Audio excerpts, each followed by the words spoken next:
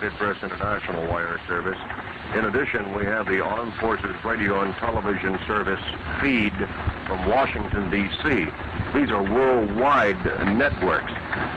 This stuff is fed to us by radio teletype.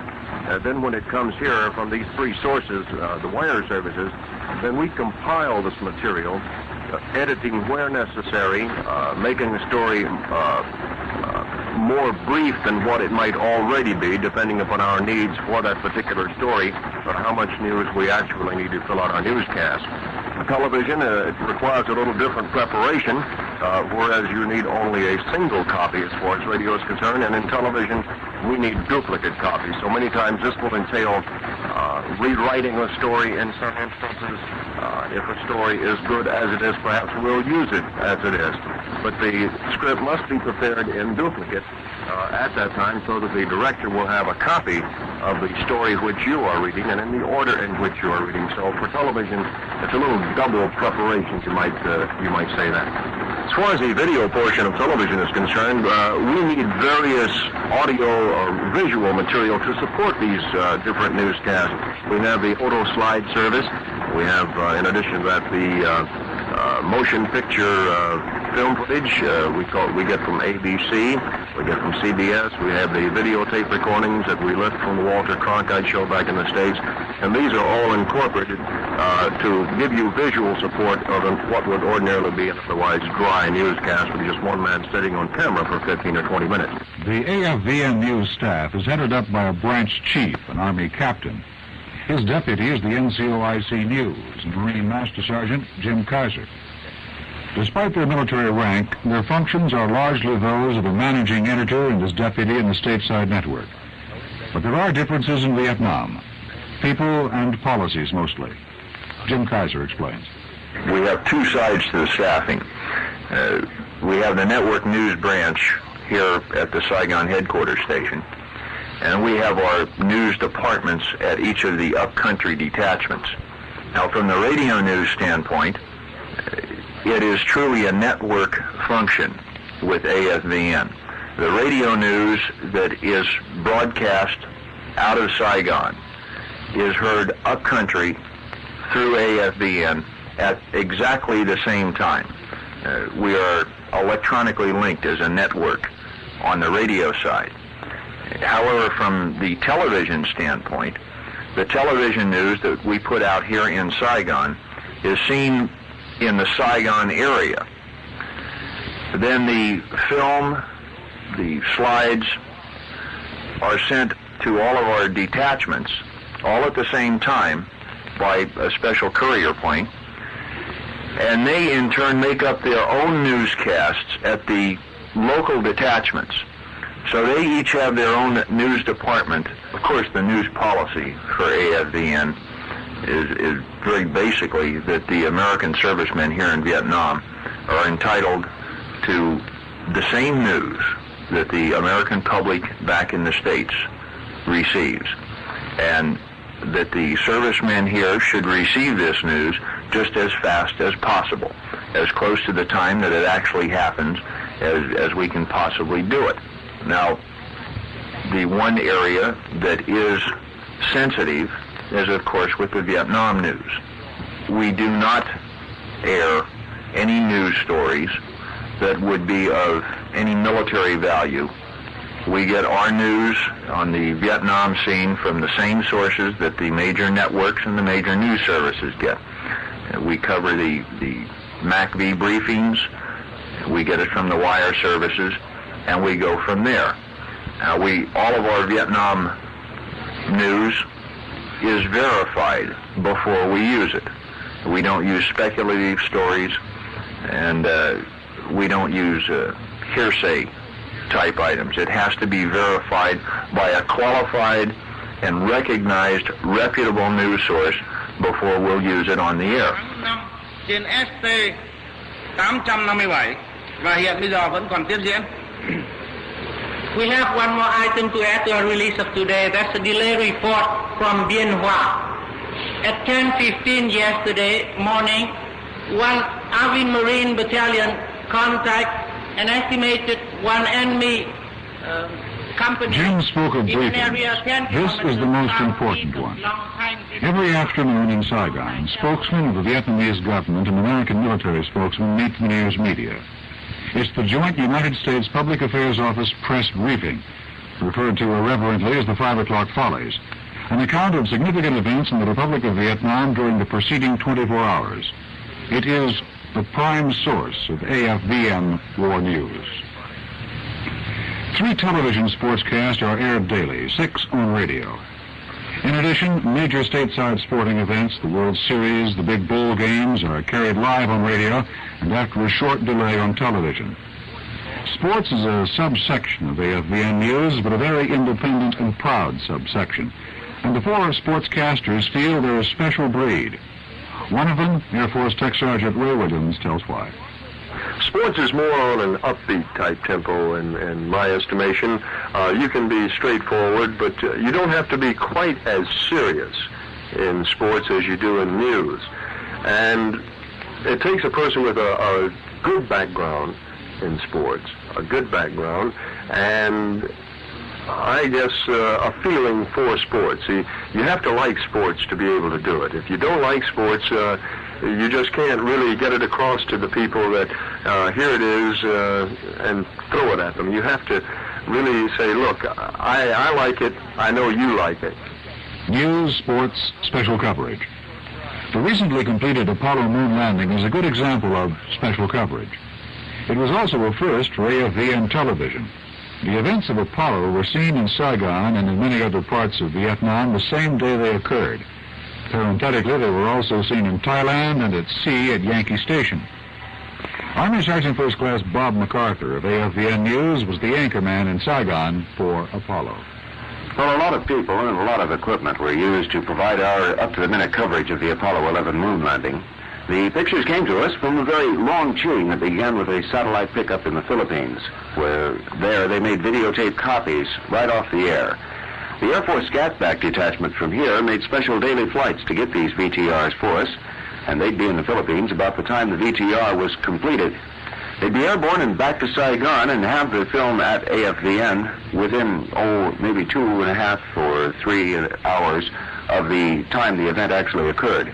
Usually we wait at least a week to get our video or picture coverage of any event, but in this case we got it a lot faster, right there the same day. And once we had the VTR in our hands, it was a simple matter to provide an introduction and then show the tape, giving our viewers the fastest coverage possible for the Far East. We of AFVN are pretty proud of the Apollo coverage. On the whole, it went very well. But there were moments. Bob MacArthur again. For instance, the day of the moonwalk was a good example of a bad goof, because we expected the VTR before about 7 p.m. that evening, so we set 7 as the time to go on the air. What we didn't reckon on was the weather, and of course Tan Sanut was socked in with a bad rainstorm at that time. The plane carrying our VTR had to be rerouted to Cam Bay, and it's about a 45-minute flight. So we still figured the film would be here about 7:30 at the latest, so we made the decision to go ahead and go on the air and what we call fill time, just take up time and explain a little background and perhaps show a couple of films for about half an hour.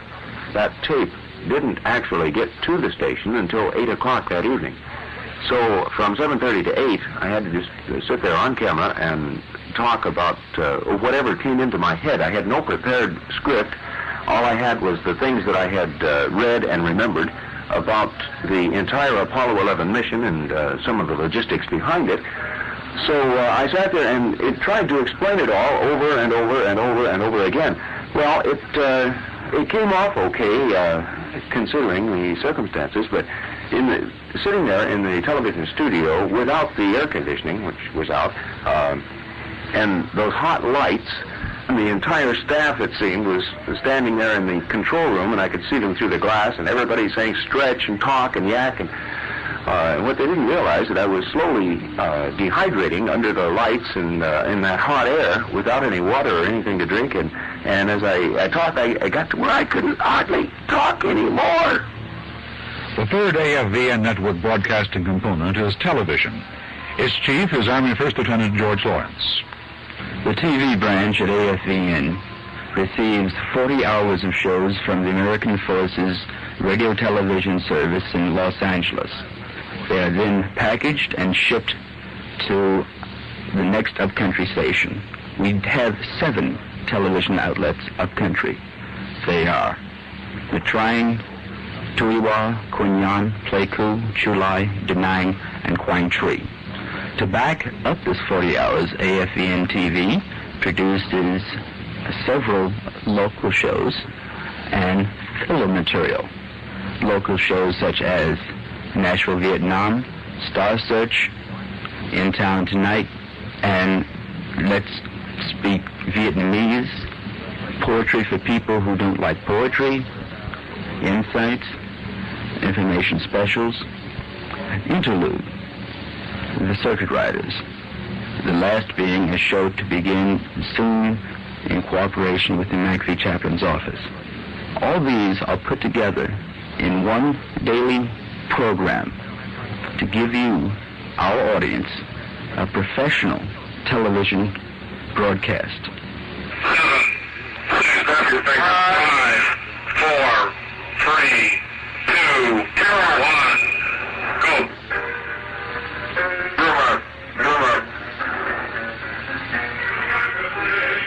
This is the TV control room at number 9 Humtop 2. Its broad double windows look in on the main studio. There, a choral group from the 1st Infantry Division is videotaping a musical interlude. Program Director, Army Sergeant Dave Kramer, explains the action. Okay, go ahead, sir. I'll still get the podium in there, so going around. Okay. Going around. Remember to avoid the piano player, Spencer. Okay, why don't you can set your focus if you haven't already done it? You've just heard the videotape man counting down for the director, so the director will know when to cue the talent and when to make an edit in the videotape.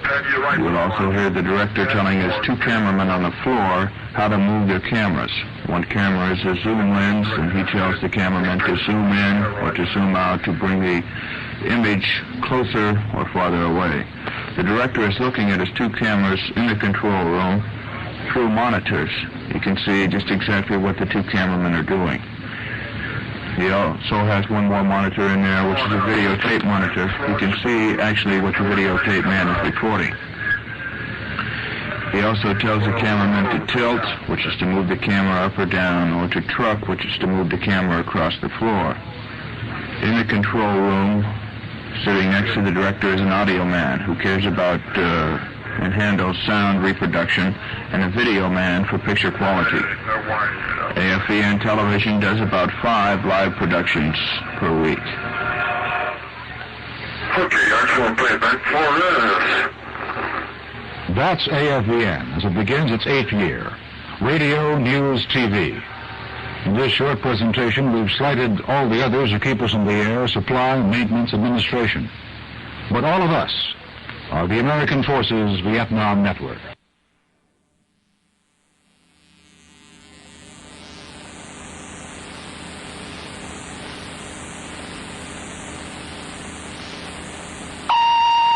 Headlining this hour's news, the first new Torres sessions end in California mudslide Fake 11 Live.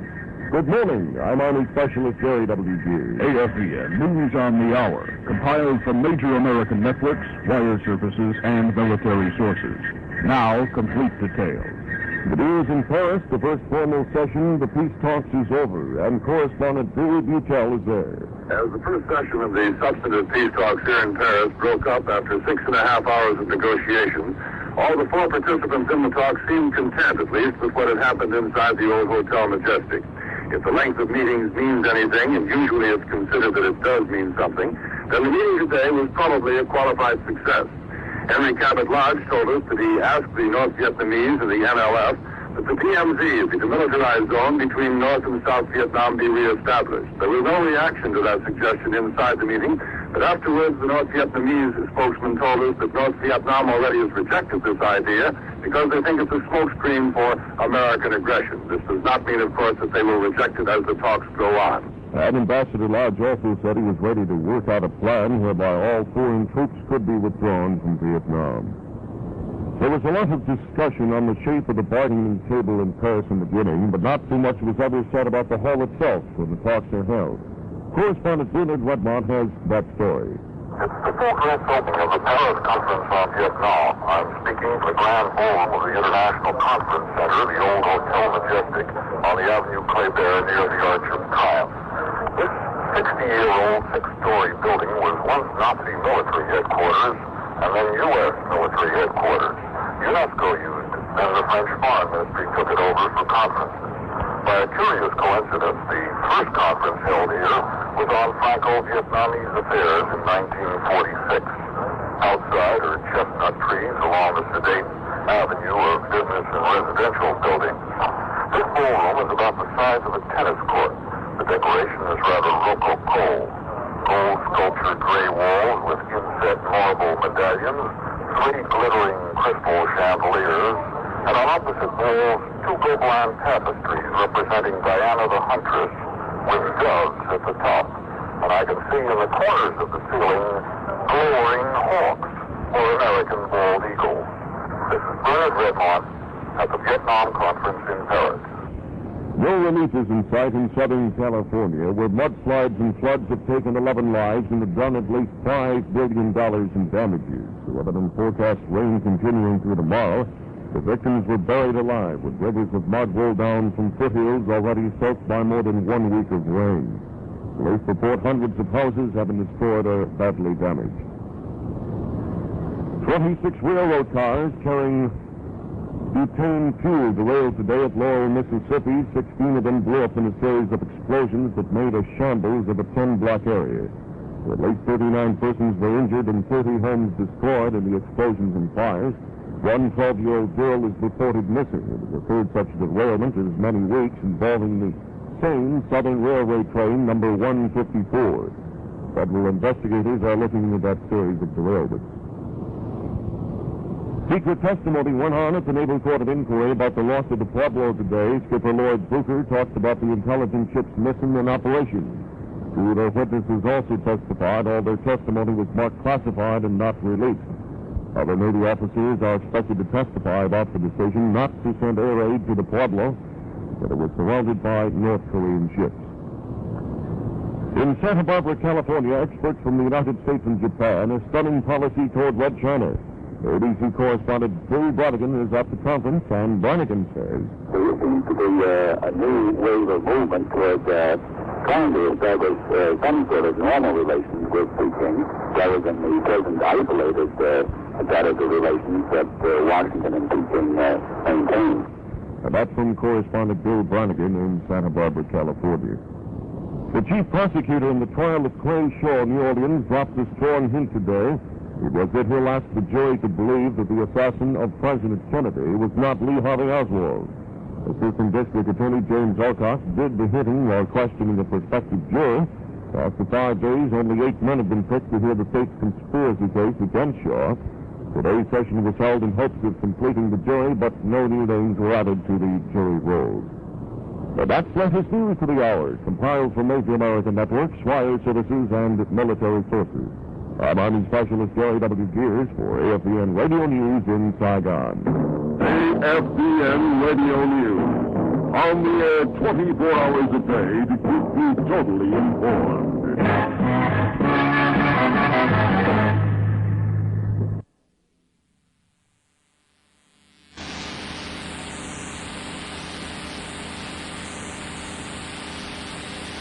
The automatic tone 0700.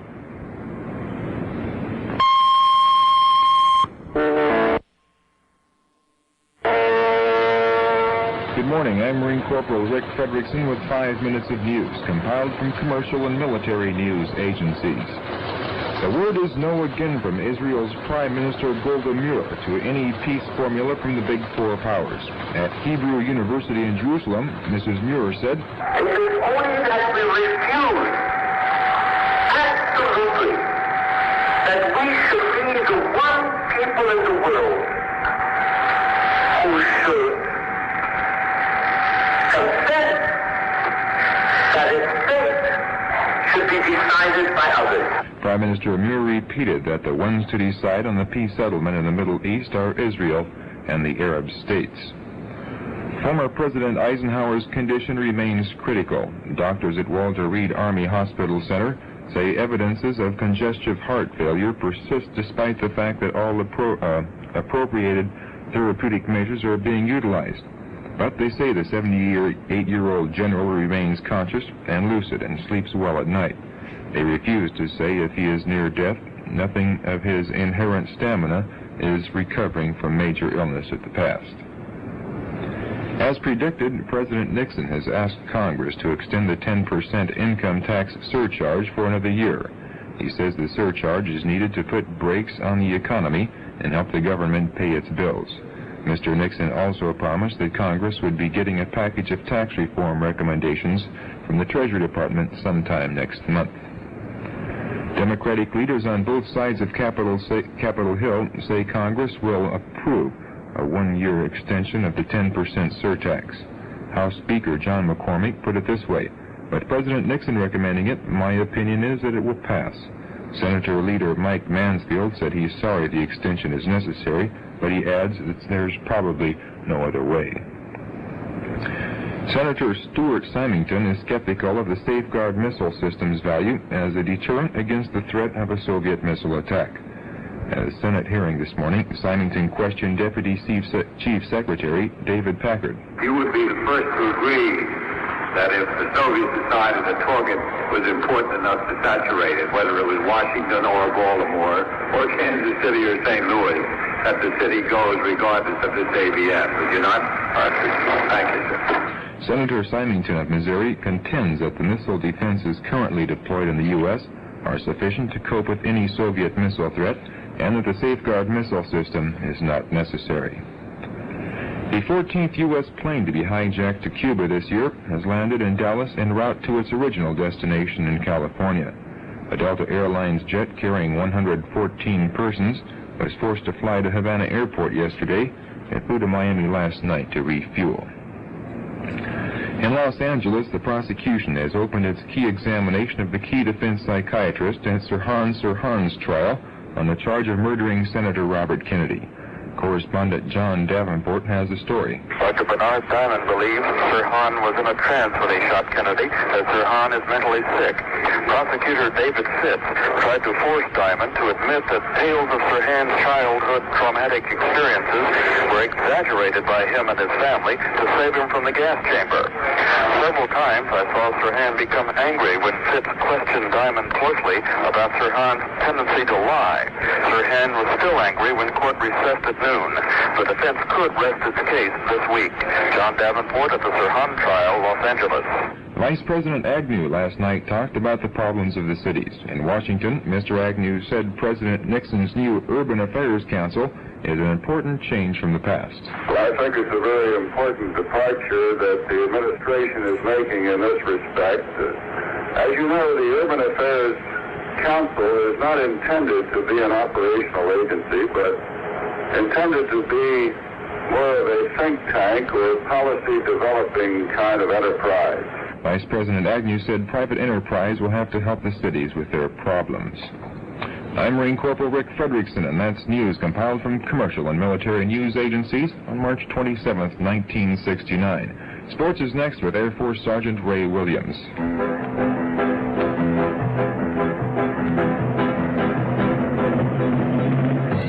Driving a vehicle can sometimes be compared to falling off a log. You get so used to it, it becomes natural. Cruising down the road as your mind wanders to thoughts of home, your wife or girl at home. Usually a thought not actually on what you're doing at the moment.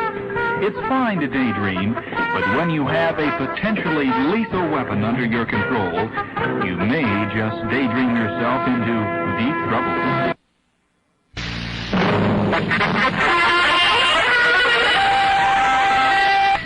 It's 2100 hours and Russia reinforces its Mediterranean fleet. AFVN News compiled from commercial and military news agencies with Army Specialist Bob Lawrence. Good evening. The Soviet Union is reinforcing its Mediterranean fleet in the strategic Mediterranean area. Allied diplomatic sources say Russia has quietly massed 26 surface vessels and several submarines in the area. Defense sources also think Soviet ships and planes are attempting to shadow 5 French-built gunboats reported heading for Israel. The gunboats, with missile-carrying capability, could drastically alter Arab-Israeli naval balance in the eastern Mediterranean. Russian ships are reported spreading across the Mediterranean, continuing surveillance on the American Sixth Fleet. The Soviet Union moved much of its fleet out of the same area only 2 months ago, but experts say it wants to keep its Mediterranean sphere of influence, and it wants the U.S. to clear out of the area. Those 5 Israeli manned gunboats traveling through the Mediterranean from the French port of Cherbourg should arrive in Israel today or later this evening. That's the expectation of some Israelis. Indications are the missile-launching boats passed south of the Greek island of Crete early this morning. South Africans have been put on notice against any attempt to speculate in gold. This came when the U.S. and its major trading partners announced agreement on a $35 an ounce floor for newly mined South African gold. The action came through the International Monetary Fund and applies only to gold mined in South Africa. Hot indications are it will effectively set a floor for the entire free market gold price at $35 per ounce. 2 weeks of work and rest confront President Nixon at the Western White House. High on the business side of the president's stay at San Clemente, California, is preparation of the State of the Union address he'll deliver to Congress in January. Another assignment is a budget message that will follow his congressional speech. The chief executive appeared in good humor as he arrived in California today from the nation's capital. Some 3,000 persons turned out at the airport to greet him. Regarding the president's passage earlier today of the massive tax reform bill, Mr. Nixon had some comments on the whys and wherefores of his passage.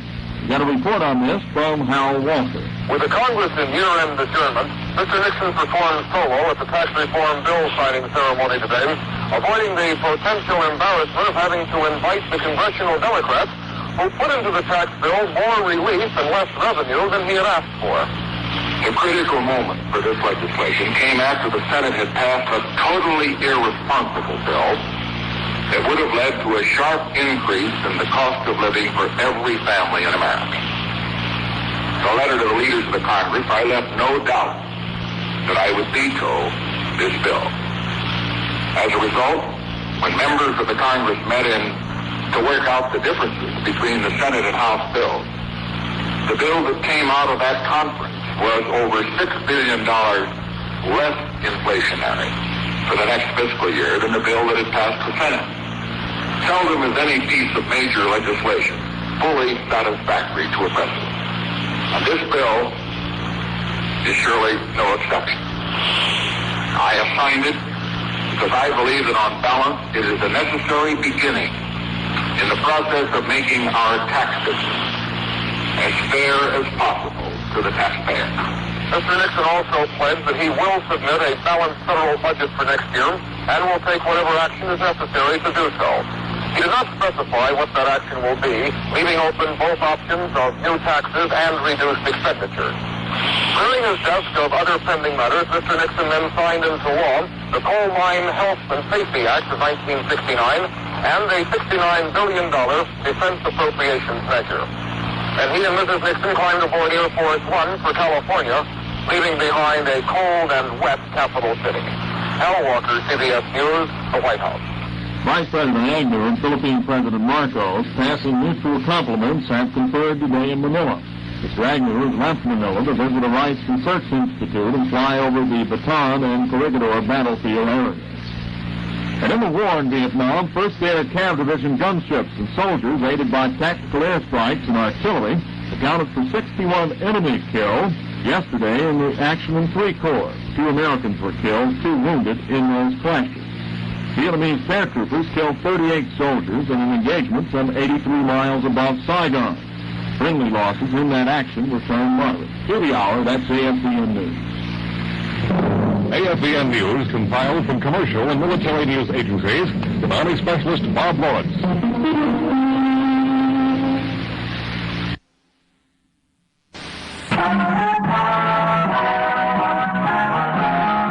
is the American Forces Vietnam Network. This is AFVN. AFVN, serving the American fighting man 24 hours a day from the Delta to the DMZ. With transmitters in Quang Tri, Da Nang, Quy Nhon, Hue Thu, and Nha Trang. With the Team Network station in Saigon, Vietnam. The sun, the surf, the air. It all feels special when you spend your 3-day in-country R&R at China Beach. For 3 days, you relax, sleep late, and just enjoy. Put in for that 3-day in-country R&R and find out what China Beach is all about.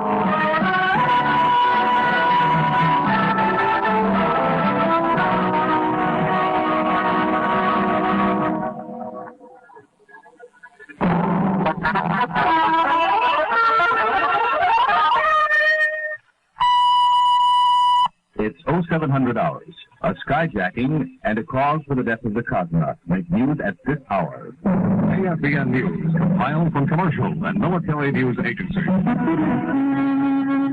Good morning. A man and woman skyjacked a Granite International passenger plane with 108 persons aboard today and collected $100,000 in ransom after forcing the plane to land at Monterrey, Mexico.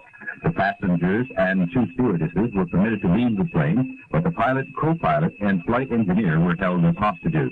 The local Granite manager drove up to the parked plane in an armored car and delivered the $100,000 to the skyjackers. The plane then apparently received clearance to take off for an unknown destination. This was reported variously as Trinidad, Cuba, or some other port in South America. The plane originally was on a flight to San Antonio, Texas from Acapulco with a stop in Mexico City.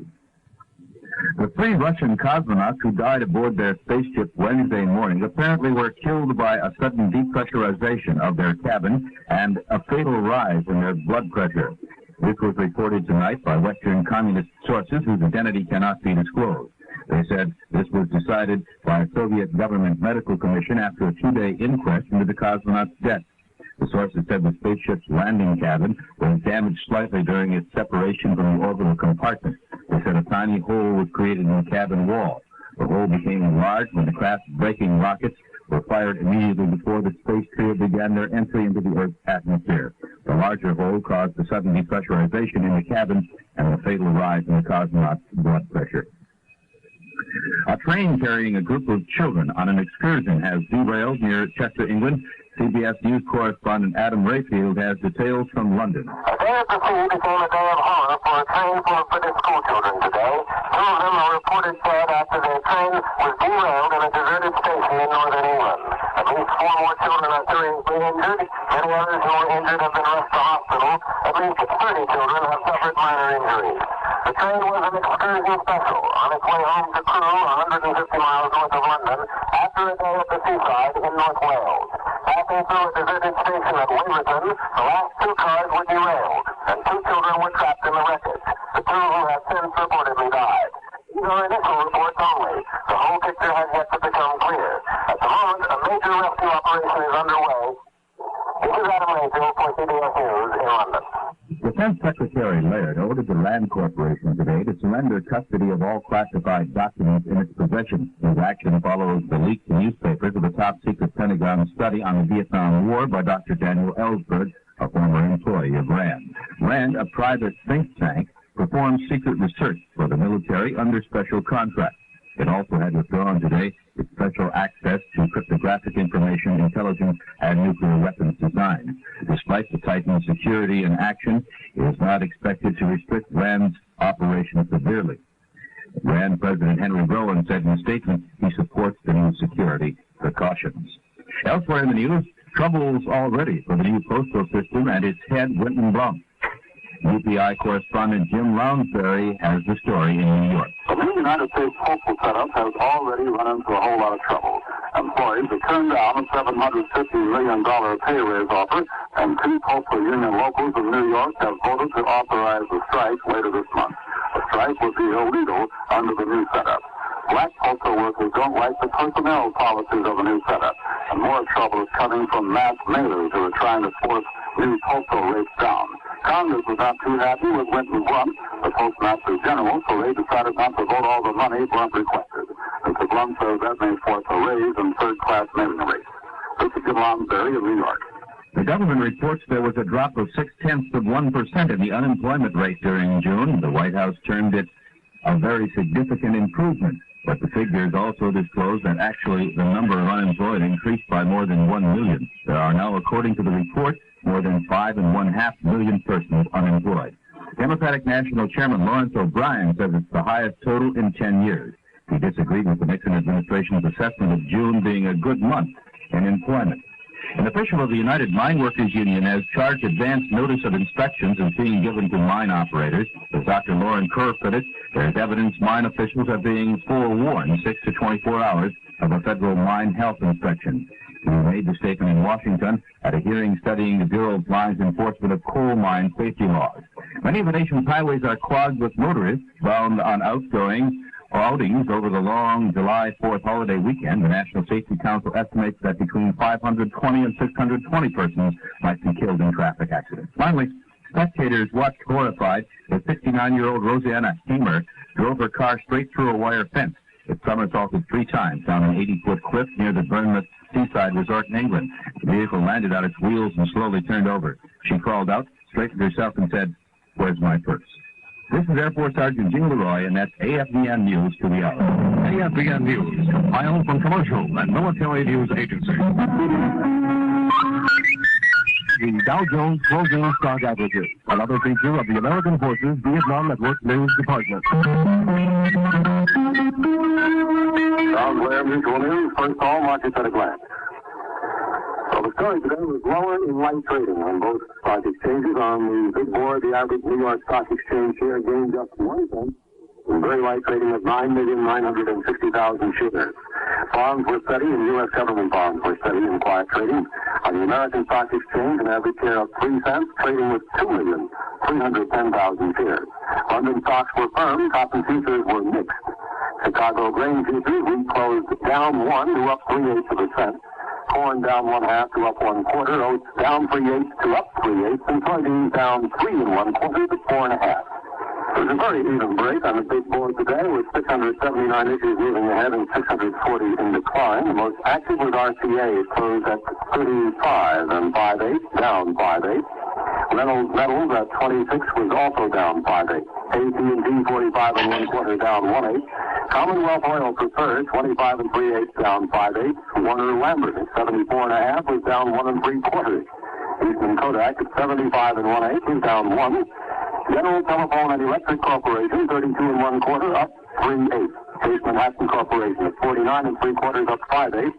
Georgia Pacific at 48 1/2, up 1/2, and Martin Marietta 21 1/8, down 3/8. On the American Stock Exchange, Burroughs Southwest closing at 29 3/8, down 1/8. That was the most active issue.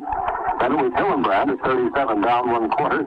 Gould Incorporated Warrant 10 3/8, up 1 3/4. Techstar at 7 3/8, down 1/2. Tier 1 Imports at 38 3/4, down 7/8. And General Battery at 27 3/4, down 1/4. We don't have the Standard & Poor's final figures today, but we do have the Dow Jones. The closing stock averages for 30 industrials down 2.84, closing at 890.19 for the week, and we won't be moving that figure again until Tuesday. 20 transportation items up 0.57, 15 utilities down 0.23, and 65 stocks down 0.38. Time for a few business items. Probably no surprise, more companies declared extra dividends and more resumed dividend payments last month than in any June since 1967. This reported from Standard & Poor's today, whose final figures on their stock averages come in just a little bit late for this broadcast. We usually phone for it. But the girls went home early today, so that's why we don't have the Standard & Poor's. General Electric Company has joined the exodus, announcing today it will build a headquarters in Fairfield, Connecticut, and move 500 of its 3,400 employees in New York City to the new site in mid-1974.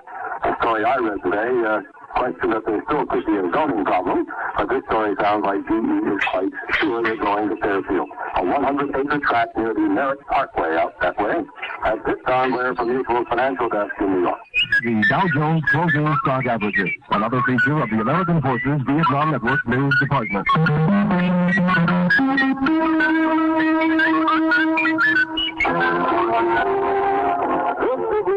Reporting on sports from New York. Yvonne Goolagong is the new queen of tennis, winning the women's singles title of Wimbledon on center court, an event in which she won was spectacular. Miss Wollongong devastated Margaret Court in 63 minutes, 6-4, 6-1. Mrs. Court was never in the match. At 28 years old, 9 years the senior of her opponent, and normally a slow starter, she never had a chance. A monumental surprise that Yvonne Wollongong took it in this manner, for her inexperience against top competition was the only question mark about her chances. But she looks like the seasoned player, and this victory should establish her as the one to contend with in coming years. Reading the press later, Miss Wollongong, though she won the French championship recently, admitted she didn't think she was ready for Wimbledon. I think I'm really surprised because I was just happy enough to take it standing, and from then on I took it like a drain. I didn't know what I was doing after it. I realized that I did everything for me. It's what I did say, and it's careful, and I took it. 19-year-old Yvonne Wollongong, the women's champion at Wimbledon. Now tomorrow, the men's final will be decided between America's Stan Smith and Australia's John Newcomb, the defending champion. Smith is an Army private, nonetheless, is at the peak of his game, and a victory by Smith would give the United States its first Wimbledon men's title since Chuck McKinley won it all 8 years ago. Australia captured the men's doubles today. Rod Laver and Roy Emerson defeated Arthur Ashe and Denny Ralston in 5 sets. So Australia has 2 of the 4 major Wimbledon titles, the women's singles and men's doubles. More sports in just a moment.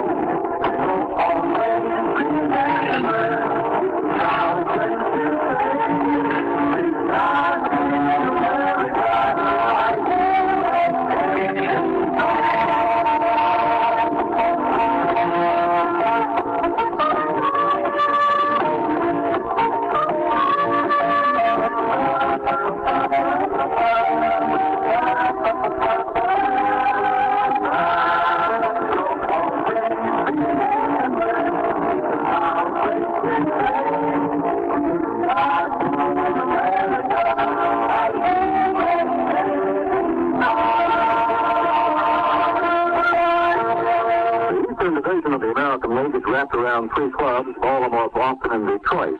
The Red Sox are just 2.5 behind the Orioles. The Tigers are 5.5 back. Boston, a month ago, led by 4 games, fell behind by 4, then by 8. But in the space of the past week, the Red Sox have sliced away 5.5 games of the Orioles' lead. Boston's pitching is still suspect, and they did try to deal before the trade deadline. But the hitting is there. The Sox have punched across 30 runs in the past 4 games. Baltimore manager Earl Weaver thought the big challenge would come from Detroit, which he thought had more balance. But at the moment, it's Boston, and the Orioles, confident from the start, might have a long summer. More in a moment. So, darling, I have to go now. How about you? You want something? I appreciate it. My heart. How about you come? Because that's where your letters will come so much sooner. I will be sorry for that. Oh, I just one thing, darling. This code brings you closer to everyone you know, and to the people who like to know better. Only day baseball. Pittsburgh defeated Chicago 5-1 and Bob Moose's 7-hitter. Bob Robertson and Gene Alley homers for the Pirates, who moved 3.5 games ahead of the Mets, pending New York's game tonight against Atlanta. Frankie Jenkins took the loss for the Cubs. He's now 11-8 in the year. And the balance of the Major League races heading into the holiday weekend, Oakland leads the American League West by 9.5 over Kansas City. San Francisco leads Los Angeles by 6.5 games in the Western Division of the National League. Late today, Pro Football Commissioner Pete Rozelle reportedly declared defensive tackle Phil Olsen of the New England Patriots a free agent. Olsen, the Patriots' #1 draft choice of a year ago, was injured in the College All-Star game. He's had problems reaching a happy agreement with Boston, and he is the brother of Merlin Olsen, the Los Angeles Rams. This is Steve reporting on sports from New York. And that's AFVN's morning report of news, stocks, and sports for this, the 3rd day of July, 1971.